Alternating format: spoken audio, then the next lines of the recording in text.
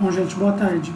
A gente vai dar início, então, à nossa disciplina Psicologia Social 2, na qual, nesse primeiro conteúdo temático, nós vamos trabalhar com o conceito de ideologia.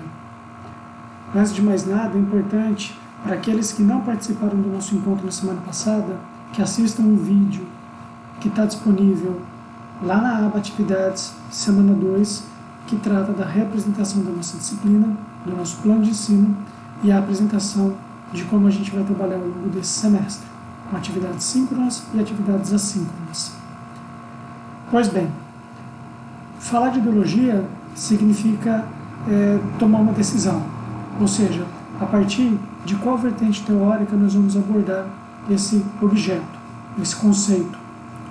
Para os propósitos dessa disciplina, a gente vai fazer uma apreciação do conceito de ideologia à luz das teorias e das propostas do Marx, do Karl Marx, filósofo e economista alemão, que viveu de 1818 a 1883. Haveria outras possibilidades de a gente falar de ideologia? Sim, inúmeras, mas nós vamos tratar aqui da proposição marxista. Bom, antes de falar de ideologia, também é importante que a gente relembre, tal como a gente fez lá em Psicologia Social 1, qual é a concepção de homem para o Marx, com todas as ressalvas que a gente fez naquele momento. Principalmente o fato do Marx nunca ter escrito essa expressão de uma maneira completa, nem ter se debruçado exaustivamente sobre essas concepções como um fundamento da psicologia humana. Materialismo, história e dialética. Materialismo histórico e dialético. Por materialismo, como a gente viu, o Marx queria dizer da necessidade da ação humana como um meio de mudar e de alterar a realidade e as relações sociais. Obviamente, para Marx, as ideias são importantes, mas elas não nascem com os indivíduos, elas são frutos de socialização e de processos complexos de disputa entre classes sociais, e elas não são o suficiente para mudar a realidade. Então não basta que a gente tenha boas ideias se a gente não tornar essas boas ideias ações. E é isso, de uma maneira muito resumida, que a gente pode chamar de materialismo para o Marx. Ação. É histórico, porque essas ações e as próprias representações que as sustentam, elas são históricas, elas mudam ao longo da história e entre os agrupamentos humanos, de uma maneira também muito breve, seria dizer das concepções que a gente tem sobre masculinidade, ou sobre virilidade, ou sobre agressividade, e o quanto elas mudaram ao longo da história, e o mesmo vale para a feminilidade. E a terceira ideia do Marx é a ideia da dialética, ou seja, que uma ação e uma ideia está sempre atrelada ao seu oposto, e sempre vai estar em embate com o seu oposto. Então pensem que, por exemplo, ou considerem que se a gente só pode falar de homem e ter uma ideia, alterações que seriam de homens, se a gente considerar que existe uma outra categoria de não homens, as mulheres. A gente só pode falar de honestidade se a gente considera que o seu par oposto complementar também existe, que é a desonestidade. Então é basicamente isso, de uma maneira muito grosseira, porque a gente não vai ficar voltando aqui a esse fundamento, que quer dizer materialismo histórico e dialético. Ideologia. O que ideologia quer dizer? Se a gente for investigar a origem do termo, a gente vai ver que ela é uma palavra amplamente utilizada na história da filosofia, mas ela foi alçada, elevada à categoria de conceito no começo do século XIX, né? Bem no comecinho do século XIX, por dois autores principalmente. Em 1801, um filósofo chamado Destutt de Tracy escreveu um livro chamado Elementos da Ideologia, e em 1802, o Pierre-Jean Georges Cabane publicou Influências do Moral sobre o Físico, e no qual eles diziam e definiam a ideologia como o conjunto de ideias resultantes das relações entre o homem e a natureza. Vejam bem, ideologia, ideos, ideias, representações, logia, estudo.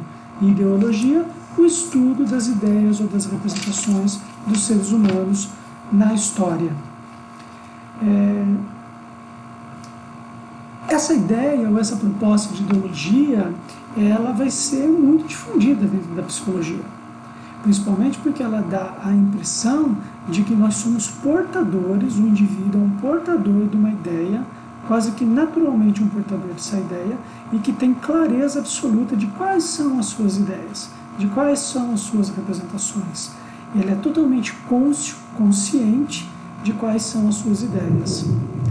Bom, essa ideia de domínio e de consciência sobre as próprias ideias vai ser refutada, depois de alguns anos, pelos escritos da psicanálise, que nós ainda não vamos falar sobre elas, nós falaremos de psicanálise quando falarmos de cinismo, mas elas já foram severamente criticadas lá em 1845 pelo Karl Marx, quando ele vai escrever um livro chamado A Ideologia Alemã, no qual ele vai retomar, vamos dizer assim, alguns fundamentos da filosofia do Hegel para fazer a contraposição aos idealistas alemães. Fichte, os irmãos Feuerbach e tantos outros que são chamados de ideólogos alemães.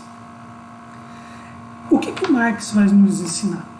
A primeira coisa é a ideia de uma desuniversalização. Como assim uma desuniversalização?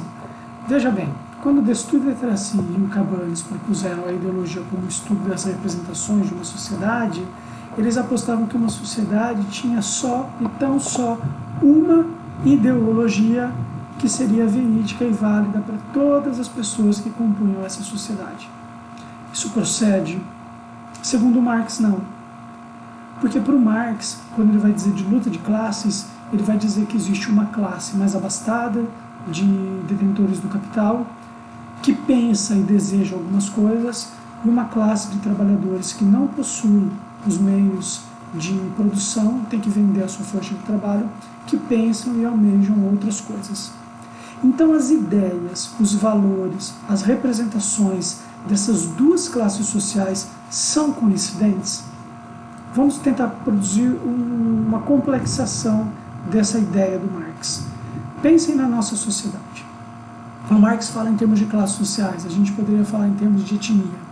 Uma sociedade como a nossa, ela não é unificada e pacificada em termos de ideologias, de representações, do ponto de vista da etnia. Nós temos homens brancos com determinados valores e expectativas, temos mulheres brancas com determinados valores e expectativas, e aí já há uma intersecção de gênero, temos homens negros, mulheres negras, temos povos originários do Brasil, temos imigrantes, como por exemplo árabes, poloneses, alemães, italianos, e todos eles compondo o tecido social brasileiro. Cada um desses subgrupos, seja de gênero, de classe social, de etnia, de orientação sexual, de religiosidade, todos eles possuem as mesmas representações, os mesmos valores, as mesmas normas, a mesma cultura? Não. Em nenhum momento da história foi assim. O que o Marx tenta começar a nos esclarecer é que uma sociedade é composta por uma série de grupos diversificados com ideias diversificadas. Então, como falar em disputa? Porque os homens brancos querem algumas coisas, as mulheres brancas outras, os homens negros outras coisas, as mulheres negras outras coisas, e eles ficam disputando quem vai poder falar melhor ou ter acesso mais facilitado a determinados bens sociais.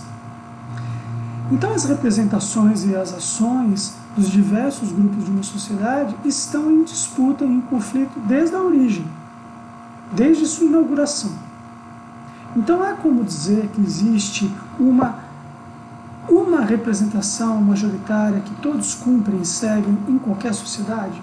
Para o Marx, não. Então o Marx, ao invés de falar representações, valores e normas, ele vai dar o nome de ideário para o conjunto de representações, normas e valores de cada um desses grupos sociais que compõem qualquer sociedade. Então, uma sociedade, segundo Marx, está composta por vários ideários. Acho que isso é fácil de entender. Por exemplo, os católicos têm um ideário, um conjunto de ideias, e de expectativas e de normas. Os evangélicos têm outro ideário, uma série de expectativas, normas e regras. Os ubandistas têm outro ideário, os satanistas têm outro ideário, os muçulmanos têm outro ideário e por aí vai. Então, uma sociedade é composta por uma série quase sem fim de ideários, dependendo de qual vai ser a nossa leitura ou a nossa apreciação dessa sociedade. Vamos olhar para a religião? Há vários ideários religiosos. Vamos olhar para a cor da pele? Há vários ideários de etnia e raça. Vamos olhar para a sexualidade? Há vários ideários de orientação sexual. E por aí vai. Mas esses ideários não ficam cada um no seu quadrado, quietinhos e respeitando os ideários dos outros. Esses ideários, não raro e quase sempre, entram em conflito. Então um grupo quer determinada coisa que o outro grupo também quer. E eles disputam.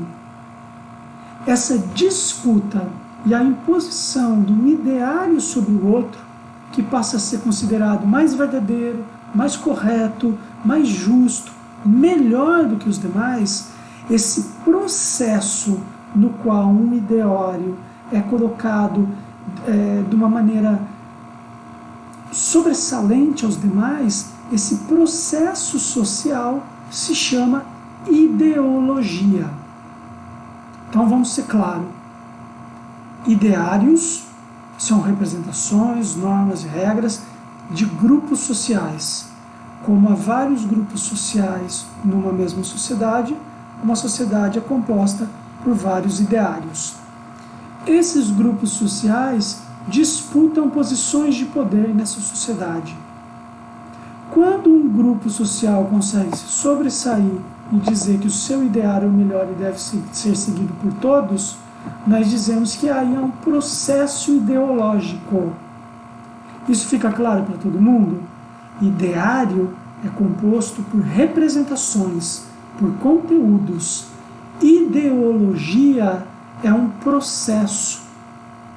Ele é vazio de significado, mas é o processo pelo qual um ideário se torna sobressalente aos demais. Do que resulta o seguinte: todas as sociedades possuem ideários.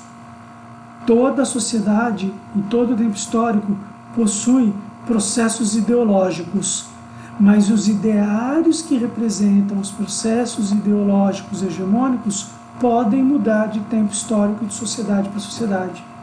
Vamos dar um exemplo. O mundo medieval tinha vários ideários em disputa. Imaginem na época das cruzadas, os valores do cristão, o valor do muçulmano, chamado de pagão. Eles disputavam quem ia fazer o domínio dos valores na sociedade. Houve guerras, houve repressões, houve uma série de estratagemas para que um se sobressaísse diante dos demais.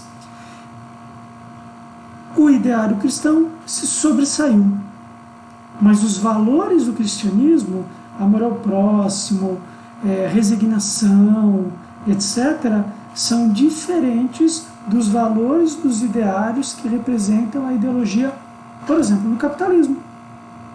No capitalismo, nós temos também, ou na origem do capitalismo, nós temos vários ideários em disputa. Competição ou solidariedade, comunitarismo ou individualismo. E eles disputam quem vai ser a tônica de formação de subjetividade naquele tempo histórico. A disputa também ocorre, mas o conjunto de ideário que consegue se sobressair é o do capitalismo. Individualismo, meritocracia e naturalização das relações sociais. Falaremos deles mais adiante. Só que o processo é o mesmo quando comparado ao mundo medieval. Um ideário se tornou majoritário numa sociedade. Portanto, quando um ideário se torna majoritário numa sociedade, nós podemos falar que houve um processo ideológico.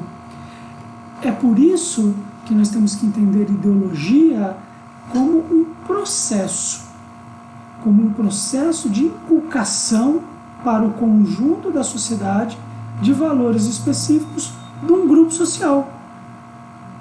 Quando um grupo social consegue convencer que o seu ideário é o melhor e deve ser seguido por todos, e ele faz ações para que isso aconteça, e isso se concretiza, nós temos aí um processo ideológico.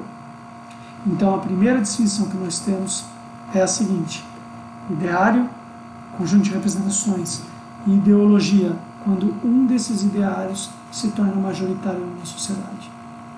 O que nós temos que investigar, então, na nossa sociedade é quais são os valores e os mecanismos ideológicos pelos quais os valores do capitalismo são apresentados como mais interessantes para todos os sujeitos dessa sociedade.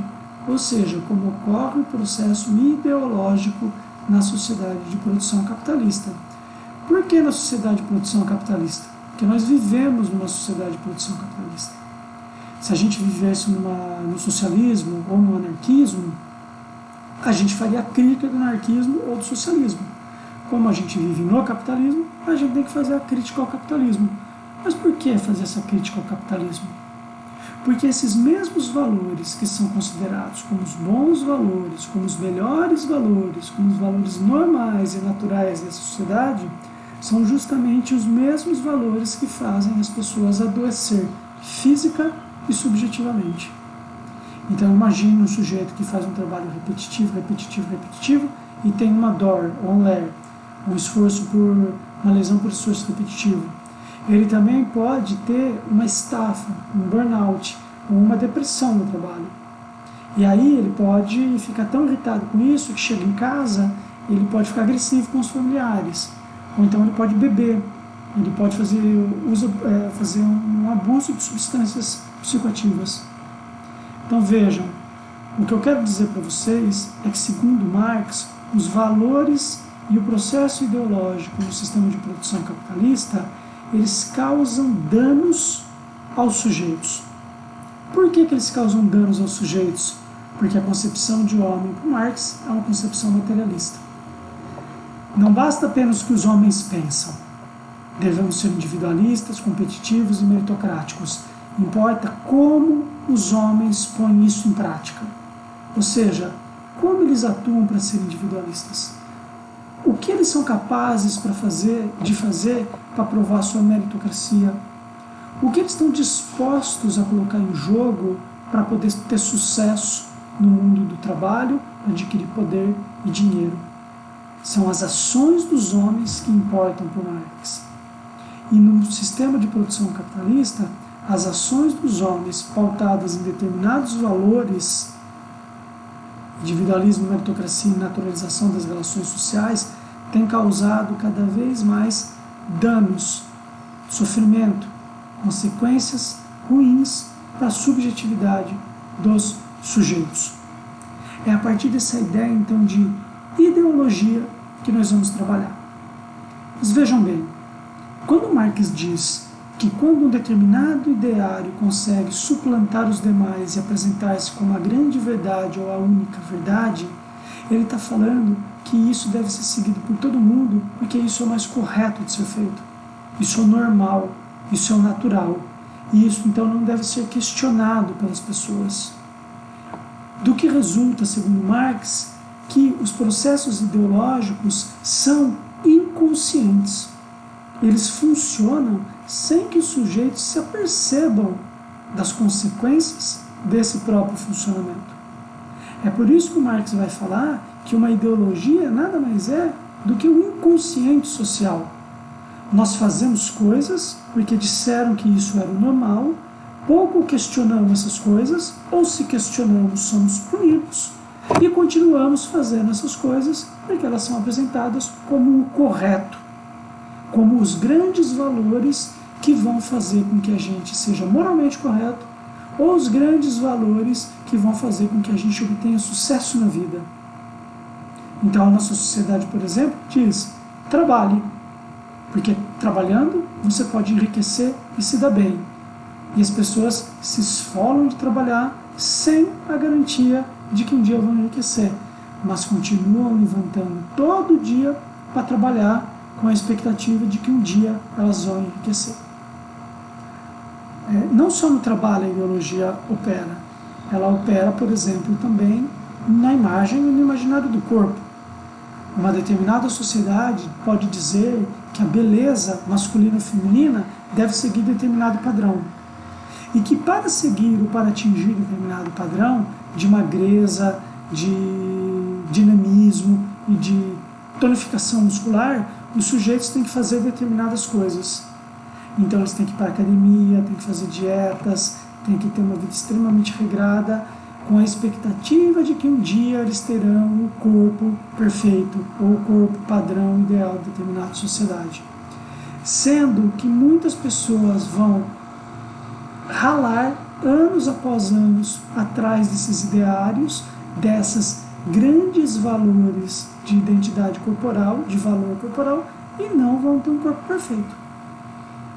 Então vejam, aquilo que é apresentado como normal, é normal ser magro, saudável, com o corpo tonificado, gostar de fazer exercício físico, e se você não tiver isso é porque você tem algum tipo de problema, porque isso é normal e natural, isso significa que você deve fazer sem questionar esses exercícios físicos, porque se você fizer eles certinho, você vai conseguir o seu bumbum na nuca, as suas coxas perfeitas, o seu bíceps volumoso, e aí você vai ser um sujeito desejado.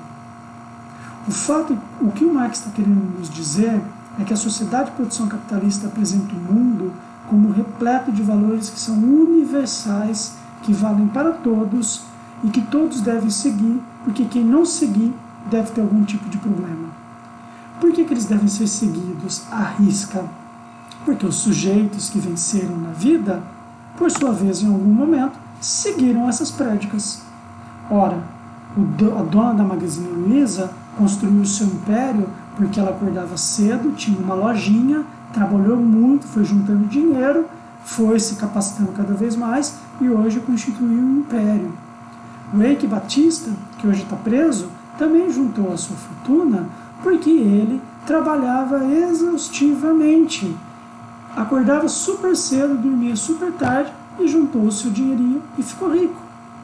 O Silvio Santos a mesma coisa. Ele construiu um império televisivo por conta da sua força de vontade. Porque é natural que quem se esforçar, quem souber poupar e hoje quem souber investir, vai ser recompensado no futuro com o enriquecimento e a ascensão social. Basta ver qualquer comercial da XP Investimentos, né? Ou então de outros bancos de investimento. Se você investir, se você aplicar seu dinheiro, se você tiver rigor, se você correr atrás do seu desejo de uma maneira organizada, vai dar certo. O mesmo vale para a academia. Se você acordar cedo, se você malhar, se você fechar a boca e não comer gordura, não comer besteira, você vai ter um corpo perfeito. Não é isso que, por exemplo, essas influenciadoras digitais no Instagram nos mostram? Que ela põe lá em 7 passos, tenha um corpo perfeito. Basta você fazer por dia 45 abdominais, tantos agachamentos, tantos pulos, que depois de 3 meses seu corpo vai ficar perfeito? Pois bem, seu corpo não vai ficar perfeito. E ele não ficou perfeito não porque a blogueira mentiu, é porque você não teve força de vontade suficiente. Porque a blogueira conseguiu, o Eike Batista conseguiu, o Silvio Santos conseguiu, os jogadores de futebol conseguiram. Então, se você não conseguiu, é porque você fez algo errado. Para o Marx, portanto, a ideologia significa a tentativa de padronização e de unificação dos valores, delegando ao sujeito, ao indivíduo, sujeito é a melhor palavra, porque diz respeito a ser assujeitado, para que ele cumpra ou não cumpra com os valores sociais que são naturais e possíveis para todos, quando na verdade eles não são. Por que eles não são?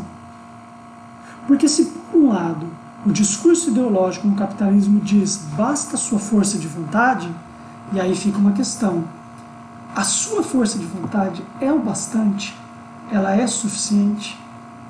Ou será que as condições materiais da sua existência também contam? Você acha que você vai ter o mesmo corpo malhado que tem um sujeito que pode malhar 3 horas por dia na academia do seu prédio, com um personal trainer, e ter uma assessoria de nutrição, ter um fotógrafo profissional para tirar fotos dessa pessoa, ao passo que você tem que acordar cedo, ir para a faculdade, trabalhar, ajudar seus pais e chegar à noite fazer a academia do bairro, ou então ter essas soluções milagrosas de fazer isso tem um nome, calistenia, acho que é usar o próprio peso do corpo para ter os músculos volumosos. Você acha que você vai ter o mesmo desempenho, por exemplo, escolar, se você virar as madrugadas estudando arduamente, depois de ter trabalhado o dia inteiro, quando comparado com alguém que pode ficar estudando num quarto com ar-condicionado, acesso à internet e por aí vai? Você acha que você vai ter as mesmas oportunidades ou os mesmos desempenhos numa seleção de emprego com alguém que pôde, por exemplo, estudar 3 ou 4 línguas, morar fora do país durante um tempo, ser amigos, ou ter amigos cujos pais são donos de empresa? Você acha que você tem o mesmo grau ou a mesma condição de competição que essas pessoas? Olha, nós não estamos falando de capacidade. Capacidade as pessoas têm por igual. Segundo Marx, o que difere as pessoas não são as suas capacidades. O que difere as pessoas são as oportunidades. E as oportunidades não são escolhidas pelos sujeitos. Elas são resultantes do contexto social. Então, se você nasceu numa determinada família com determinadas condições, você vai ter mais ou menos oportunidades do que ter nascido em outra família. Então, há fatos nesse mundo sobre os quais a gente não opera, sobre o qual a gente não tem muita influência, segundo Marx. Então, delegar a meritocracia, o único valor possível para fazer a gente vencer na vida, é um tanto quanto falso. Como eu disse na primeira aula, é óbvio que a força de vontade é importante. Se a gente ficar em casa sentado, olhando pela janela, a única coisa que a gente vai ver passar são as nuvens. Nós precisamos fazer alguma coisa para o mundo agir, para o mundo funcionar de uma maneira diferente. Mas não basta isso. Além da sua vontade, você precisa ter boas escolas, bons aparatos sociais, bom suporte social para funcionar. Você tem que ter o respaldo de uma coletividade para que a sua força de vontade possa funcionar. Por isso que o Marx vai dizer que o processo ideológico do capitalismo é extremamente perverso.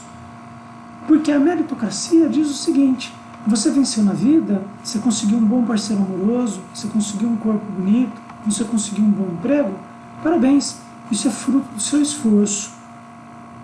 Agora, você não conseguiu um bom parceiro amoroso, você não conseguiu um bom emprego, você não conseguiu aprender nada na sua vida, de quem é a culpa? É sua. Então o capitalismo, com o discurso ideológico do individualismo e da meritocracia, o que ele promove é a individualização social e não a coesão social. Ele coloca os indivíduos um contra os outros no sentido de que somos todos competidores e essa competição deve acontecer da maneira mais violenta possível, porque se você não correr atrás do que você quer, o outro vai correr atrás e você vai ficar para trás. E a culpa vai ser sua por não ter se esforçado. A culpa não é do Estado que não te deu respaldo. A culpa não é do Estado que não te deu educação. A culpa é sua que não conseguiu vencer na vida. Sabe por quê? Porque para o capitalismo, o Estado é um elemento acessório. Porque o que mais vale é a sua força de vontade. Liguem na Fátima Bernardes, no programa da Fátima Bernardes, para vocês verem exemplos do tipo assim: a fulana que mora na favela, que tem 4 filhos, que foi abandonada pelo esposo, que perdeu o seu emprego na pandemia, agora ela faz bolos e consegue vender 20 mil reais de bolo por mês. E aí ela consegue sustentar e está pagando escola particular para os filhos. Ora, se a moça da favela está conseguindo fazer isso, sem o Estado ajudar, porque ela está se desdobrando para fazer bolos no começo da madrugada, mas ela está vencendo na vida, por que você não pode fazer o mesmo? Então cabe a você, somente a você, correr atrás do que você quer. Esse é o discurso falacioso da ideologia. Ora, veja bem, do ponto de vista cognitivo, esse discurso é válido. Corra atrás do que você gosta. Do ponto de vista motivacional, isso também é válido. Você vai vencer na vida e vai se dar bem. Só que esse é um discurso que não encontra respaldo na realidade. Vejam tantos de pessoas que se submetem a condições ultrajantes de estudo e de trabalho, sob a prédica de que se fizerem isso vão conseguir vencer na vida, vão ter mais facilidade, e que isso não acontece em nenhum grau. Então, para o Marx, a ideologia no sistema de produção capitalista faz acontecer muitas consequências para os sujeitos.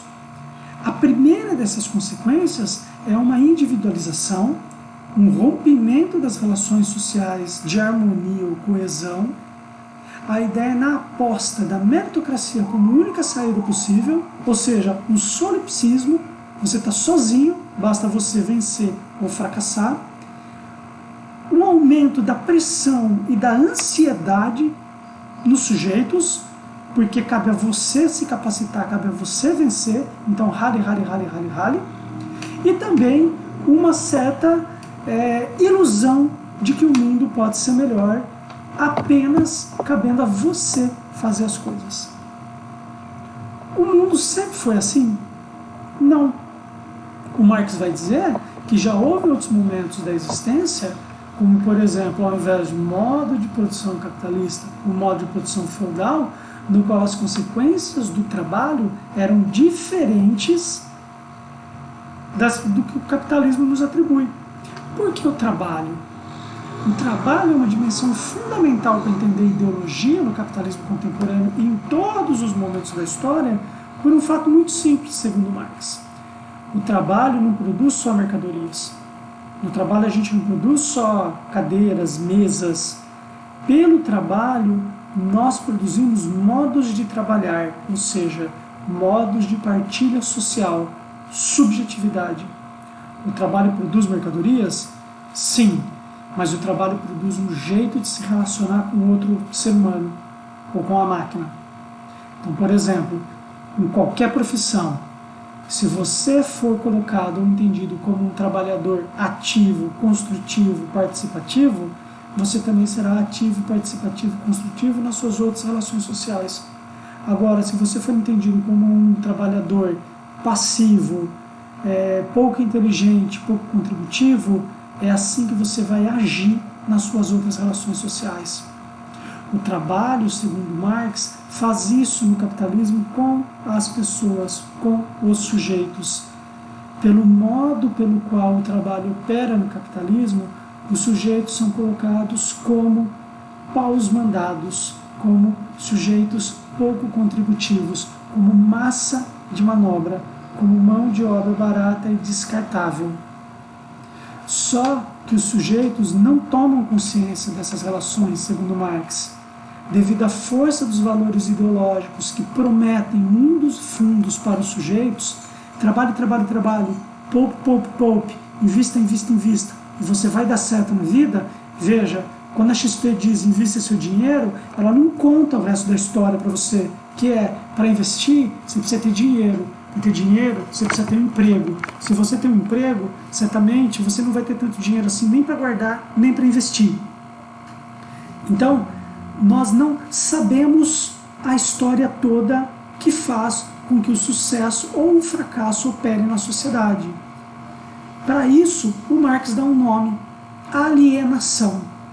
O processo ideológico calcado em valores ou em ideários de meritocracia e individualismo fazem com que o sujeito esqueça como ele deve atuar para ter uma vida menos ruim, menos cão.